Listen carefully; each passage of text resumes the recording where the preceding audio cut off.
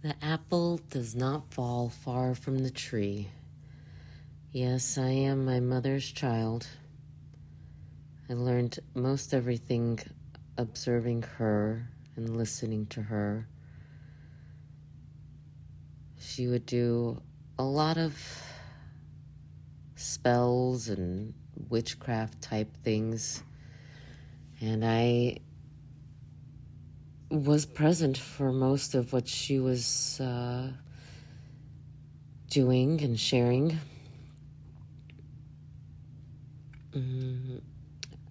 I remember as a child, and even till now, I would pretty much know what she was thinking. She said that she never really had to say much to me. I would just know what was going on, just picking up.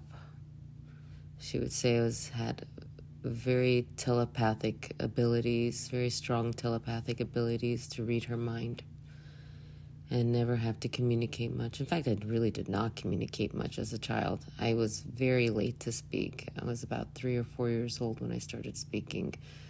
And initially, my primary language when I was young was Arabic, but I never really spoke it because I was just very silent, observing the world around me and reading what's going on.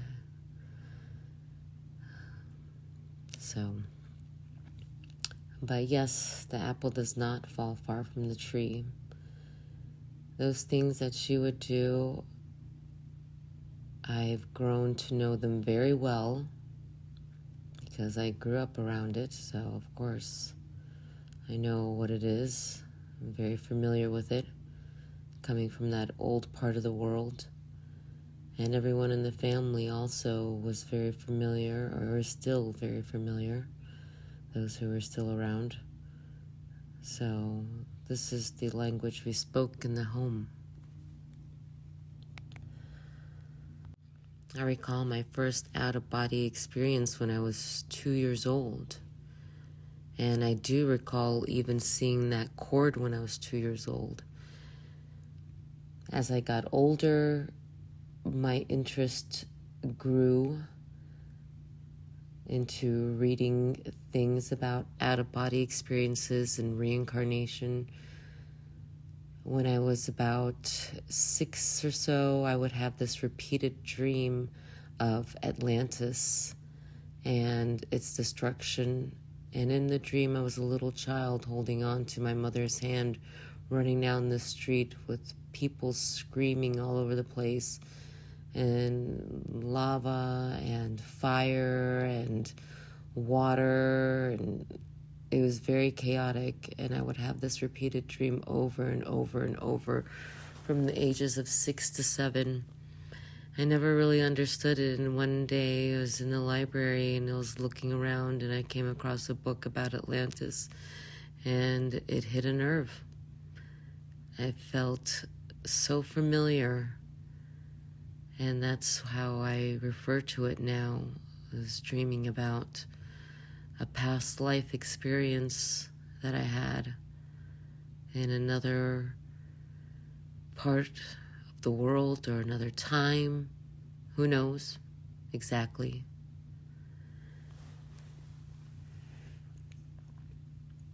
My grandfather passed away when I was a young girl, about 6 years old.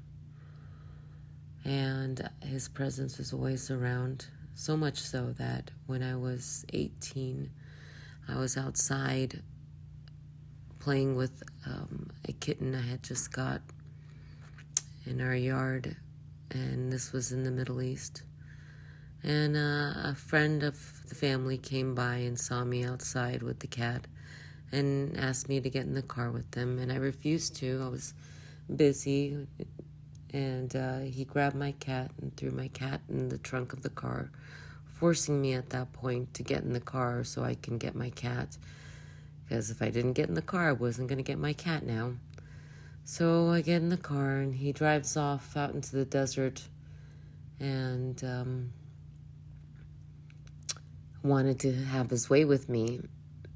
And I insisted that he get my cat out of the trunk of the car. It's too hot for the poor cat to be in the trunk of the car, and the cat was crying, yet he refused. I get out of the car to open the trunk, and I'm not able to open it, but while I'm standing back there trying to open the trunk, he puts the car in reverse and runs me over. All I can hear is my grandfather's voice telling me I'm going to be okay. Mind you, he passed long ago, 12 years prior. And so the car stops going in reverse and pulls forward. I get up, I walk over to the front passenger's seat, and I get in the passenger's seat.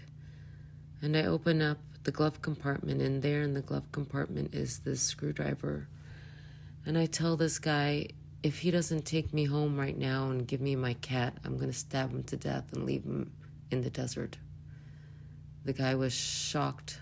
He thought he saw a ghost sitting beside him in the car because he could have sworn that he had killed me. But I was very much alive. And so he put that car in drive and drove me home and gave me my cat back. Needless to say, the cat died sometime later from kidneys issues. He was just a little tiny baby. So the heat of the trunk was not a very good situation for the animal. However, I grew to learn that when such things happen, when a life is lost, like such as pets, or in my situation it was usually something to that degree, I found that this was a very negative act, and not necessarily direct, but sometimes indirect act, and that energy would be breaking something negative by, in some way, the animal becoming a target instead of myself being the target, and breaking that negativity.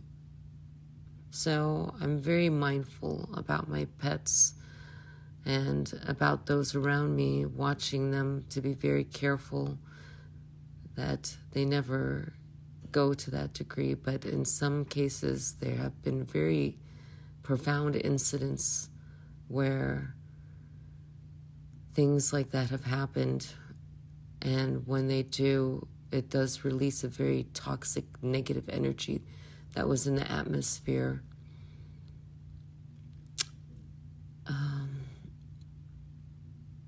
An example, about 6 years ago, I was moving, and that day that I was moving, my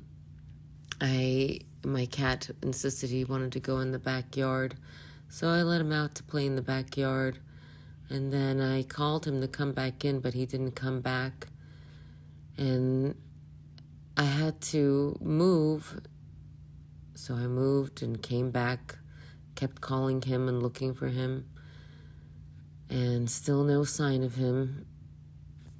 Days had passed, and I would go every day back to the property to look for him. And then new people, tenants, moved into this property, and I'd asked if they'd, keep an eye out for this cat of mine, and no news. And one day, after a month had passed, they had seen the cat, but I kept going to go look for the cat and not able to find it. And finally, I had enough, and I said, I'm going to get the cat today. I don't care. Even though everyone around me was telling me that the cat is dead, because there's coyotes out here. The cat could have gotten hit by a car, and anything could have happened after so much time. 33 days had passed, and I was absolutely fed up. And I went out there, and I said to myself that, cat, you better reveal yourself to me, please. This is it. Asking God to guide me, because I knew inside, I felt it. I knew that the cat was still alive. like a nagging feeling. I can sense it and see it in my dreams. I can hear the cat. The cat's communicating with me. And even though everyone was saying it's not possible after so long in the heat outside, and so many days without anyone to care for it, I believed that the cat was okay.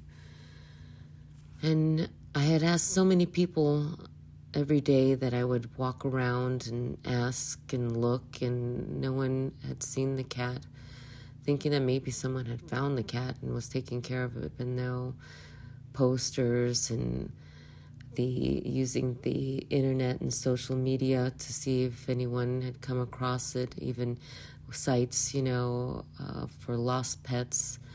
And the cat had a microchip, but still the microchip wasn't coming up in any of the databases. So that day I walked out there looking for the cat, and I called the cat as I had always called the cat. And I have a very special call. I teach my cats to come when I whistle and call their names. And the cat emerged from the bushes. He was a mere 2 pounds, but he looked well, and I took him home. But within hours of bringing him home, he passed away. He lasted just long enough for me to bring him home so he can be with me. But this is my ability to feel and sense and know these things are present. And after the cat's passing, a heavy burden of energy had shifted, and a new energy came in. And so it was just meant to be, apparently, that the cat was to go in order for this energy to come in. But I'm weary of this energy when it comes seeking to destroy this most recent.